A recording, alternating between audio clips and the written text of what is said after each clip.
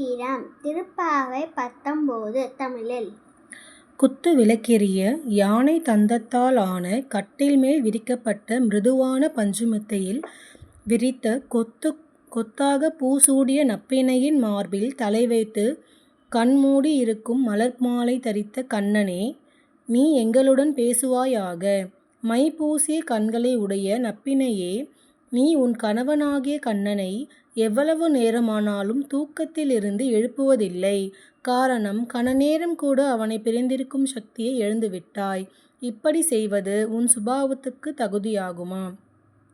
பஞ்சசயனம் என்பது அன்னத்தில் தூரிகை, இலவம்பஞ்சு, பூக்கள், கோரைப்புல், மயில் தூரிகை ஆகிய ஐவகைப் பொருட்களால் செய்யப்பட்ட மெத்தையில் தன் மனைவியின் மார்பில் மீது தலை வைத்து தூங்குகிறானாம் கண்ணன்.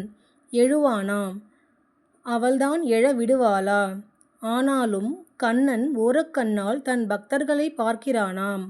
நீ எங்களுடன் பேசு என்று பாவைப் பெண்கள் கோரிக்கை எழுப்ப, அவன் ஓரக்கண்களால் பார்த்து, நீங்களே அவளிடம் சொல்லுங்கள் என்று தன் மனைவியை நோக்கி சைகை காட்டுகிறானாம்.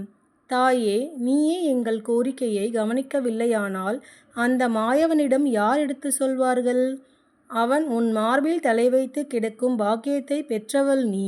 எங்களுக்கு அவள் வாயால் நன்றாயிருங்கள் என்று ஒரே ஒரு முறை ஆசி வார்த்தை கிடைத்தால் போதும் என்கிறார்கள். ஜெய் ஸ்ரீராம்.